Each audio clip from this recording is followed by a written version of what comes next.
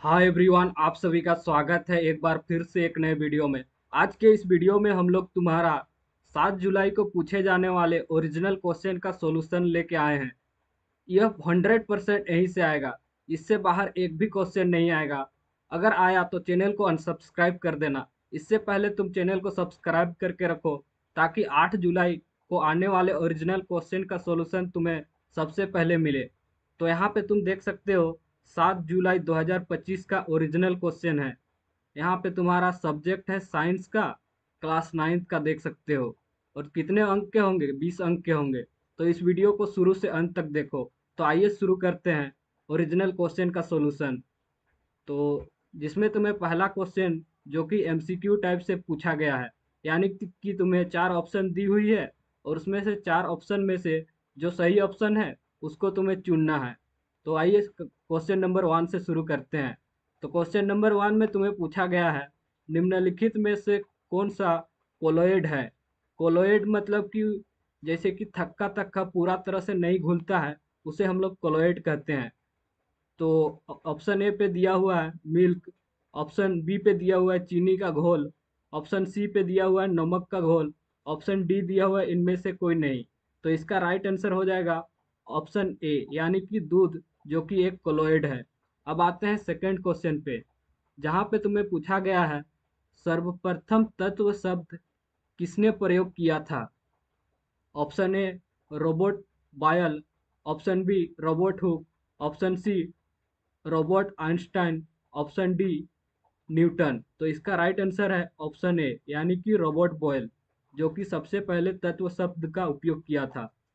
अब आते हैं क्वेश्चन नंबर 3 पे, जहाँ पे तुम्हें पूछा गया है जब कपूर को किसी बर्तन में खुली जगह पर रखा जाता है तो उसकी मात्रा कम होने लगती है। यह किस प्रक्रिया के कारण होती है?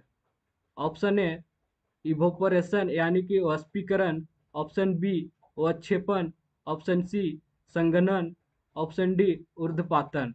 तो इसका राइट आंसर है ऑप्शन घ, यानी कि ऊर्ध्वपातन।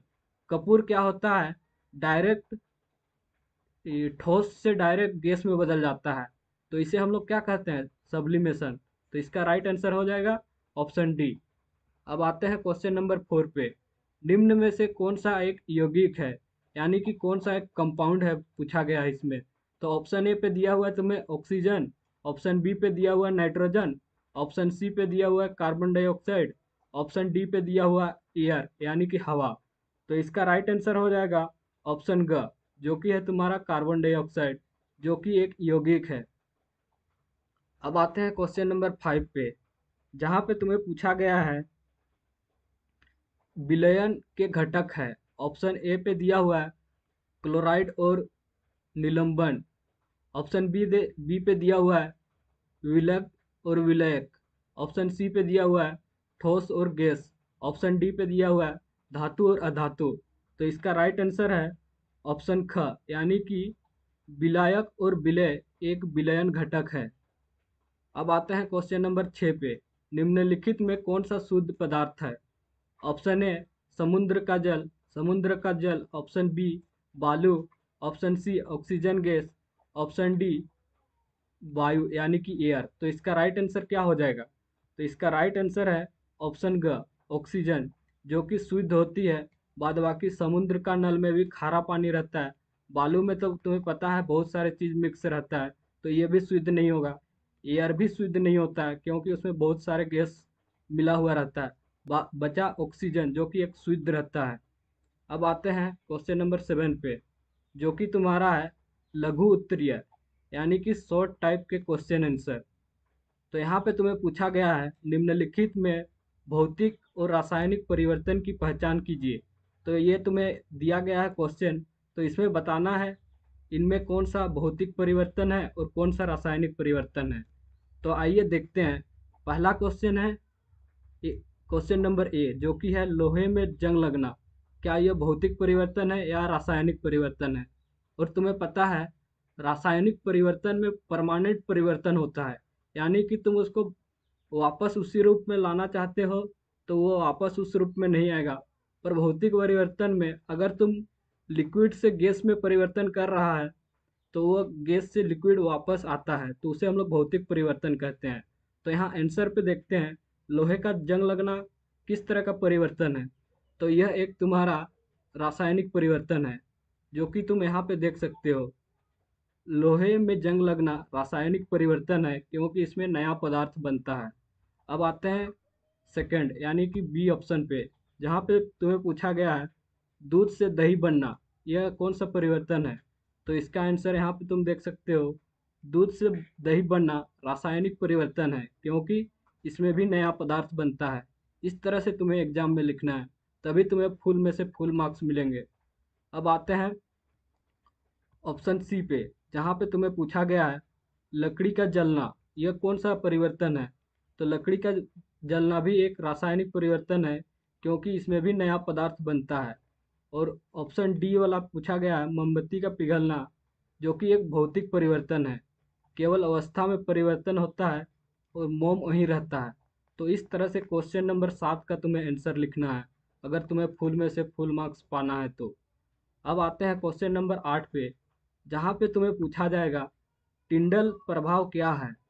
तो इसका आंसर यहाँ पे तुम देख सकते हो, यहाँ पे लिखा हुआ है टिंडल प्रभाव एक परिघटन है जिसमें कोलॉइड विलयन में निलंबित कणों द्वारा प्रकाश का प्रकीर्णन होता है, जिससे प्रकाश का मार्ग दिखाई देते लगता है। यह विलयन से गुजरने वाले प्रकाश के मार्ग को दृश्यमान बनाता है।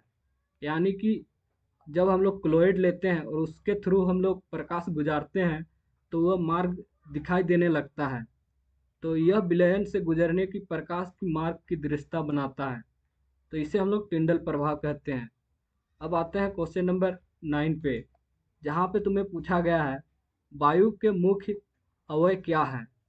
तो इसका राइट आंसर होगा तुम्हारा, वायु एक मिश्रण है जिसमें मुख्य अवयव नाइट्रोजन लगभग 78%, ऑक्सीजन लगभग 21%, अर्गन जो कि लगभग 0.9%, कार्बन डाइऑक्साइड जो कि 0.03% और अन्य अक्रिय गैस तथा जलवाष्प मौजूद होता है। तो इस तरह से तुम्हें लिखने हैं आंसर।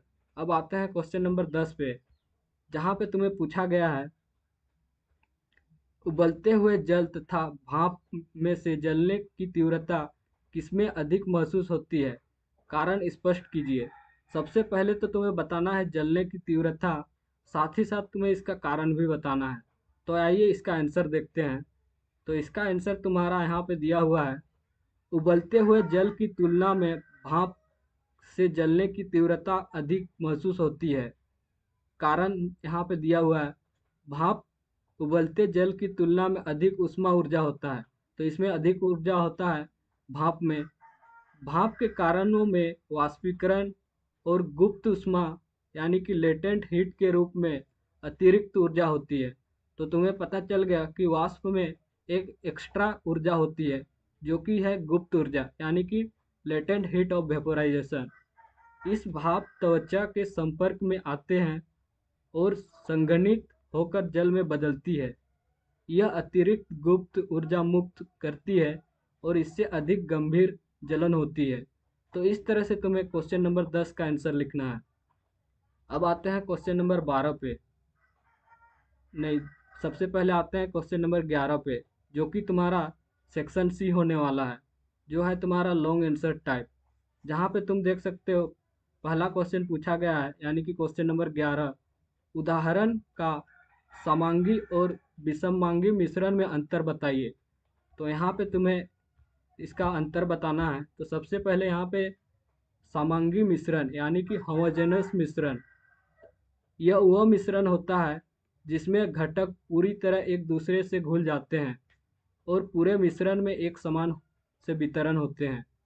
सेकंड पॉइंट में लिखना है तुम्हें, इसके घटकों को नग्न आँखों या माइक्रोस्कोप से भी अलग अलग नहीं देखा जा सकता है।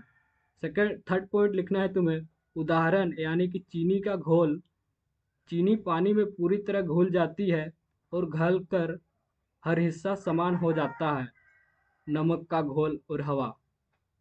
यह तुम्हारा उदाहरण हुआ। अब आते हैं विषममांगी मिश्रण, यह वो मिश्रण होता है जिसमें घटक एक दूसरे में पूरी तरह से नहीं घुलते हैं और पूरे मिश्रण में वितरित होते हैं। सेकंड पॉइंट में तुम्हें लिखना है, इसके घटकों को नग्न आंखों या माइक्रोस्कोप से अलग अलग देखा जा सकता है। और तुम्हें थर्ड पॉइंट में लिखना है, रेत और पानी का मिश्रण इसका उदाहरण है। और भी उदाहरण देख सकते हो, तेल और पानी का मिश्रण। थर्ड उदाहरण देख सकते हो, मिट्टी। इस तरह से तुम्हें लिखना है अगर फुल में से फुल मार्क्स लाना है तो। अब आते हैं क्वेश्चन नंबर 12 पे, जहाँ पे तुम्हें पूछा गया है, विलयन, निलंबन और कोलाइड एक दूसरे में से किस प्रकार भिन्न है। तो इसका आंसर तुम यहाँ पे नोट कर सकते हो, यहाँ पे दिया हुआ है क्वेश्चन नंबर 12 का नोट। इस तरह से तुम्हें लिखना है। तो अगर वीडियो पसंद आया और नेक्स्ट एक सब्जेक्ट का भी वीडियो पाना चाहते हो तो चैनल को सब्सक्राइब करो, ताकि तुम 8 जुलाई को पूछे जाने वाले ओरिजिनल क्वेश्चन का सॉल्यूशन भी इसी प्रकार सबसे पहले प्राप्त करने के लिए, और नेक्स्ट सब्जेक्ट का भी सॉल्यूशन पाना है तो सबसे पहले कमेंट करो और साथ ही साथ इसमें 50 लाइक्स करवा दो, ताकि हम जल्द से जल्द नेक्स्ट वीडियो अपलोड कर दें।